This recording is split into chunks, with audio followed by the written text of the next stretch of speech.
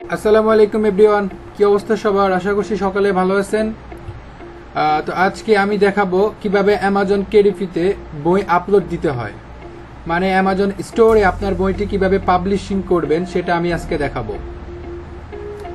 তো যারা যারা এখনো আমার চ্যানেলটা সাবস্ক্রাইব করেন নাই, দ্রুত সাবস্ক্রাইব করে ফেলুন এবং কমেন্ট করে জানাবেন আপনাদের নেক্সট টপিকসটি।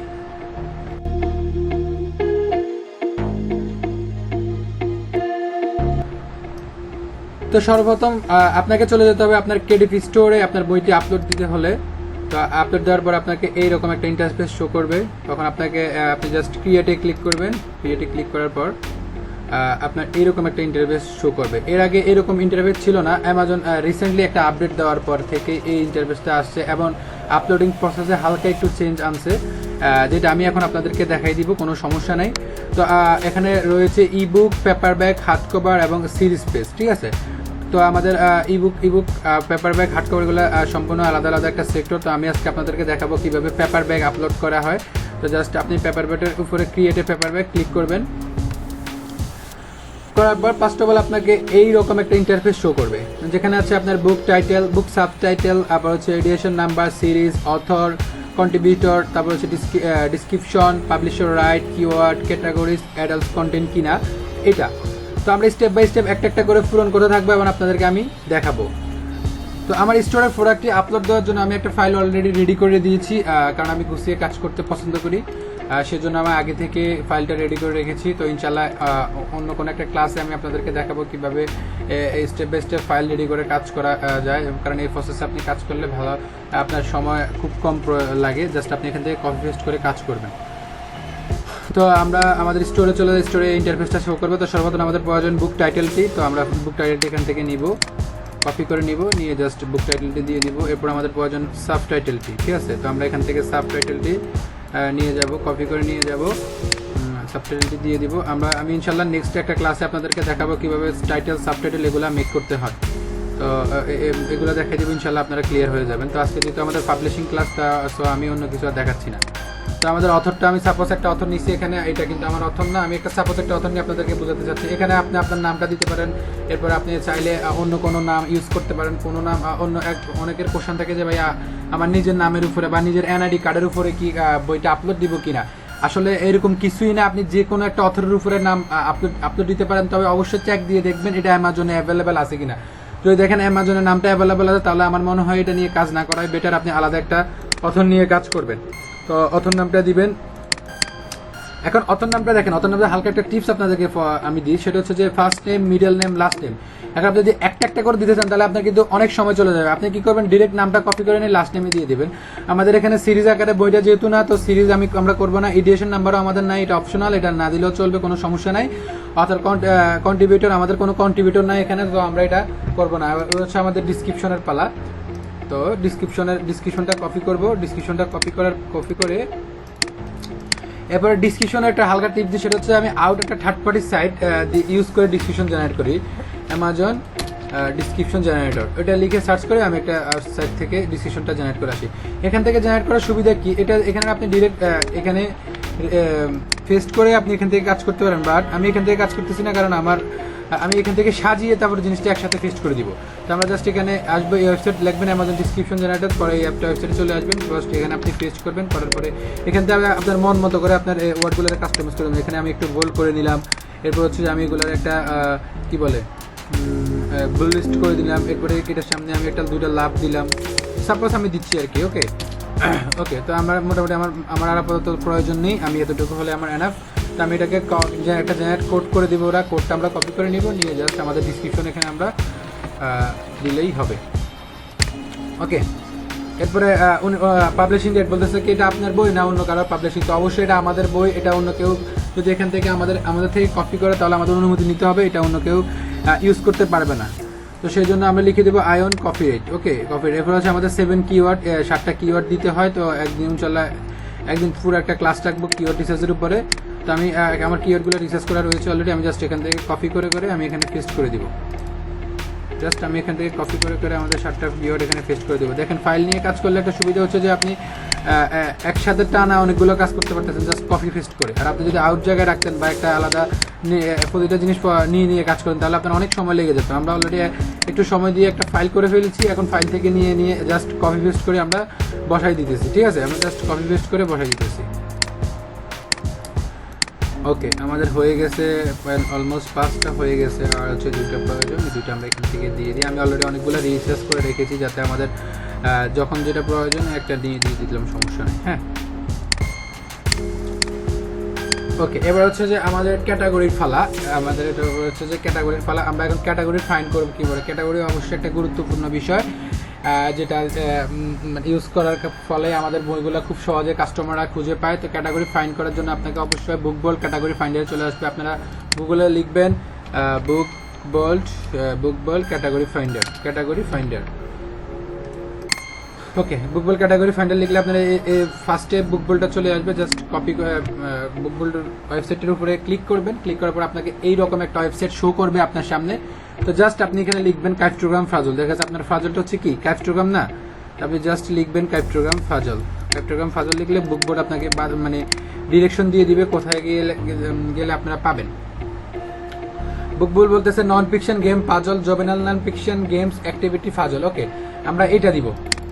তো আমাদের এখানে অ্যামাজন কেডিপিতে কাজ করতে 2টা ক্যাটাগরি দেওয়া যায়, সমস্যা নেই, মাস্ট বি 2টা দেওয়া যাবে, একটাও দিতে পারেন, কিন্তু 2টা দেওয়াটা বেস্ট। তো আমরা সর্বপ্রথম যাব নন ফিকশন গেমস অ্যাক্টিভিটি ফাজল। তো আমাদের কি বলছে জুভেনাইল নন ফিকশনে আসলাম, তারপরে গেমস অ্যাক্টিভিটি ফাজলটা আমরা খুঁজতে হবে, গেমস অ্যাক্টিভিটি, তারপরে হচ্ছে এরপরে যে ফাজল পেয়ে গেলাম।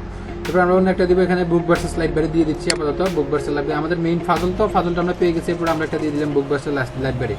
এরপরে সেভ। এখন আসেন অ্যামাজন 17ই মে থেকে একটা নতুন আপডেট করেছিল, এটা অলরেডি সবাই দেখেছেন, সবাই জানেন।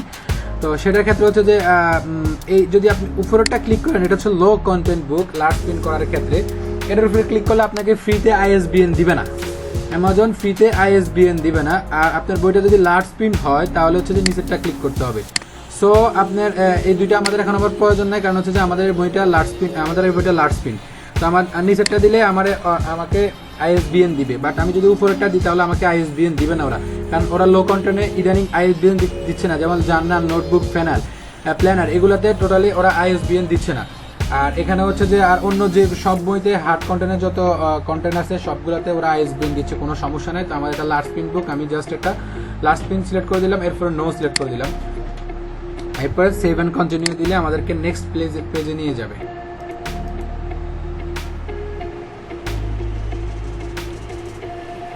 ওকে, আমাদেরকে কিন্তু অলরেডি ফ্রিতে ISBN দিয়ে দিয়েছে। আমরা জাস্ট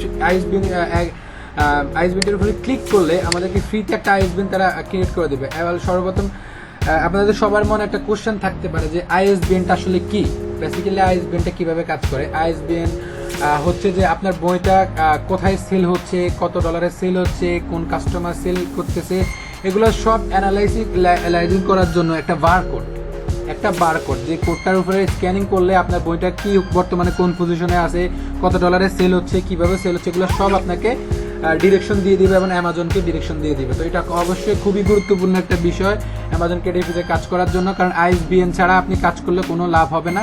কারণ হচ্ছে যে ISBN হচ্ছে যে কাজের সব কিছু। আর আমরা একটা বই আপলোড করলাম একে অ্যামাজন কেডিপিতে, কিন্তু দেখা গেছে আমাদের বইটা সেল হচ্ছে কি না সেল হচ্ছে না, এটাও আমরা এখনো জানতে পারতেছি না। তো অবশ্যই ISBN গুরুত্বপূর্ণ। তো ISBN-টা ক্রিয়েট করে ফেললাম। এখন আমাদের বলতেছে যে আপনার এটা অলরেডি ব্ল্যাক অ্যান্ড হোয়াইট, আমাদের সবসময় ব্ল্যাক অ্যান্ড হোয়াইটে থাকে।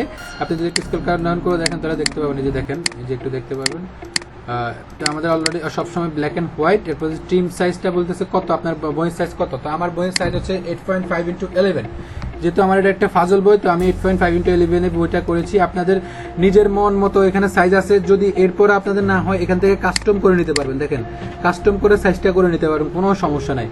আমাদের 8.5x11 সিলেক্ট করলাম। এরপর হচ্ছে বলতেছে যে আপনাদের কভারটা দিতে, তো সর্বপ্রথম আমি কভারটা দিব। ডেস্কটপে যাবো, আমার একটা ফাইল করা আছে নিউ নামে।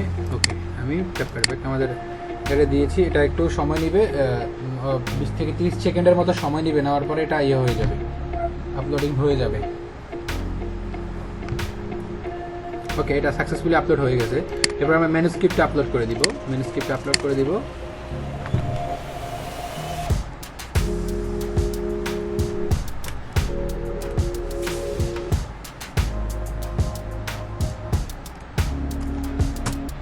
ওকে, তো আপনারা অ্যামাজনকে 2 থেকে 2.5 মিনিট সময় দিবেন, তাহলে অ্যামাজন খুব অল্প সময়ের ভিতরে এটা প্রসেসিং করে দিবে আপনাকে।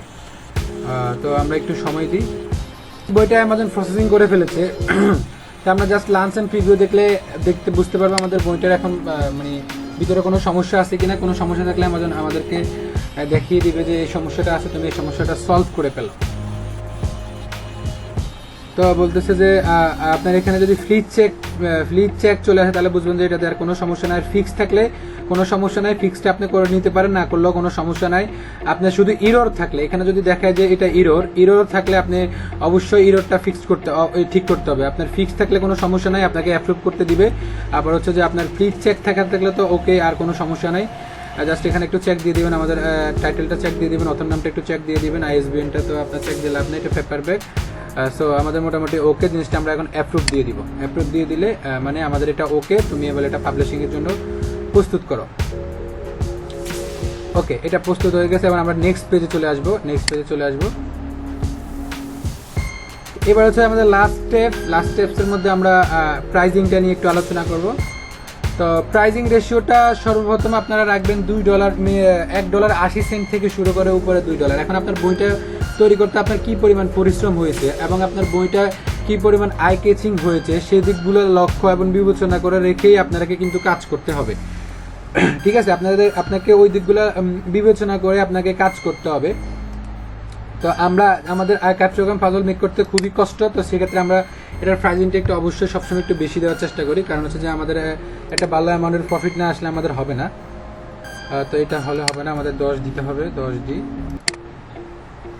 তো প্রাইস রেশিওটা সম্পূর্ণ আপনার কাছে আপনার একটা বিষয়, কারণ হচ্ছে যে আপনি কি পরিমাণ প্রাইস দিলে দেখবেন, মার্কেটটা একটু রিসার্চ করে দেখবেন মার্কেটে আপনার কম্পিটিটররা কি পরিমাণ প্রাইসিং দিচ্ছে এই বইটা আপলোড দেওয়ার ক্ষেত্রে, এবং আপনাকে কি পরিমাণ তারা হচ্ছে কত ফেজের দিচ্ছে, কত ফাজল দিচ্ছে, কত ফাজলের বিনিময়ে কত ডলার নিচ্ছে, সবকিছু আপনি একটু রিসার্চ করে দেখবেন। দেওয়ার পরে আপনি আপনার কাস্টমারদের সমান টাকা দিবেন অথবা তার থেকে একটু কম দিবেন, কিন্তু একেবারে বেশি দিবেন না, আবার একেবারে কম দিবেন না। একেবারে কম দিলে কাস্টমাররা বিভ্রান্তিতে পড়ে যাবে, একেবারে বেশি দিলেও কাস্টমাররা বিভ্রান্তিতে পড়ে যাবে। মার্কেটের এভারেজ যে প্রাইসটা থাকবে এই প্রাইসের মধ্যে হালকা একটু কম দিবেন অথবা ওই প্রাইসটা দিবেন বা হালকা একটু বাড়তি দিবেন, তবে ওই অ্যাকুরেট প্রাইসটা দেওয়ার সবসময় চেষ্টা করবেন।